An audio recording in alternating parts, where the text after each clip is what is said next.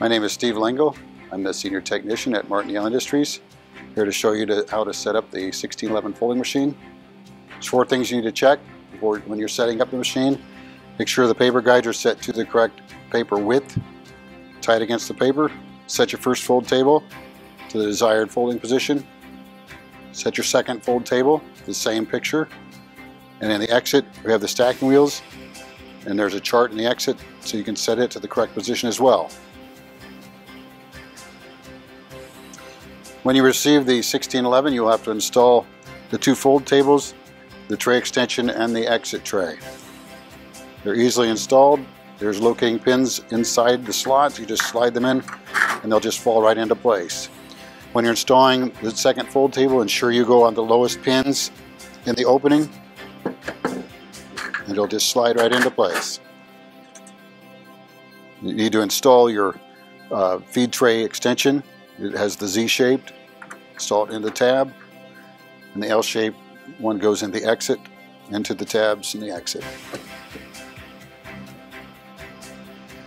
When you install the second fold table, do not insert it over the top of your paper feed pressure adjustment. If you do, it will look like this, and that is incorrect. It will not work this way. This must be about 3/4 of the way up. The tray is inserted on top of your locating pins and under this pin, these 2 pins. So if you just lay it on top of the first 2 pins and just let it slide into place, it'll drop right into place. You must adjust the stacking wheels whenever you change your folds. Just find the chart in the exit, locate the icon that matches the fold you're doing on your fold tables, line up the axle of the wheels with the arrowhead corresponding to the picture. You can slide the stacking wheels just by grabbing the silver block, sliding up and down the shaft to the proper location. In the event of a paper jam, remove the 2 Phillip head screws on your top cover. Remove it, set it aside, take out both of the fold tables.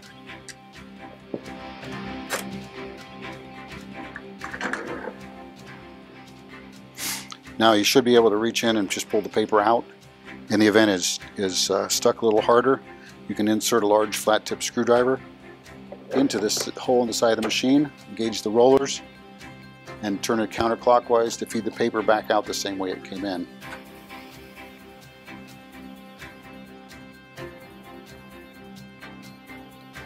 In order to perform the retarder adjustment, which is also called a sheet separator, take out your 2 Phillip head screws to remove your top cover and set it aside. Take 1 sheet of paper, place it into the feed tray, manually feed it in by turning the blue feed wheel,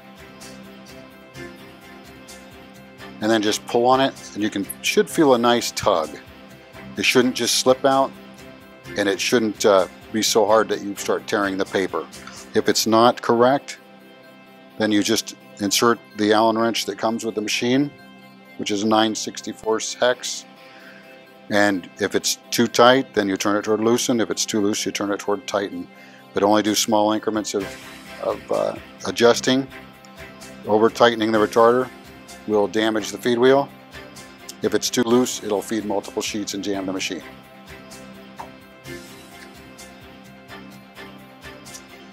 If the skew is off, the easiest way to adjust it is to set the machine for a half fold. And this is an exaggerated mis-skew where, as you can see, how the paper is kind of twisted.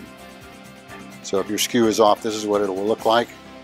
And to adjust that, you can do it 2 different ways.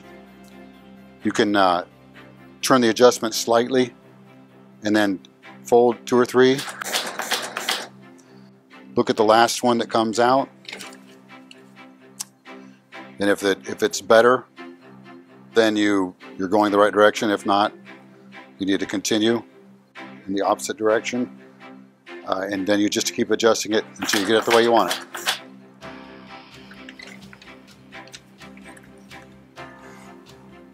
When your paper comes out even, then you know you're complete. The second way to adjust it is to watch the paper as it's folding If it puckers on one side, like the paper is trying to climb one side or the other, then that means the paper is going in the machine sideways, and that's going to cause it to skew. So if you see the paper puckering on either side, then you can adjust the skew until it comes out straight. But this does take more paper.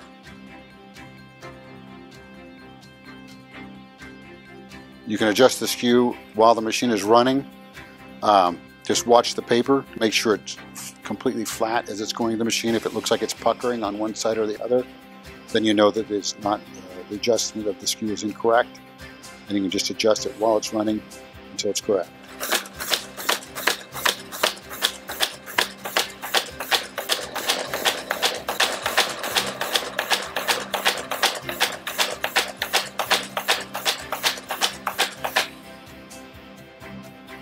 Once you just check it midway, once you're satisfied, the job is done.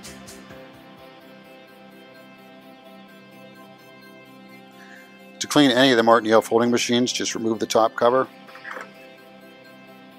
remove the fold tables, set them aside, take out any paper that's in the machine, and then you clean the rollers with Martin Yale rubber roller cleaner, item 200, and a cotton cloth. You can also substitute hot water with a little dishwashing soap with that cotton cloth. If they're extra dirty, then you can use a Scotch-Brite pad, the non-metallic abrasive pads, to scrub off the black rollers. You can reach them from the top, you can reach them from each side. The blue rubber rollers, you may use alcohol to clean them. And then when you're finished cleaning, you should lubricate the machine using a light machine oil, putting a drop where the shaft meets the bronze bushing on each one of the rollers. So because there's 4 fold rollers and 1 feed roller, you have 10 locations to oil.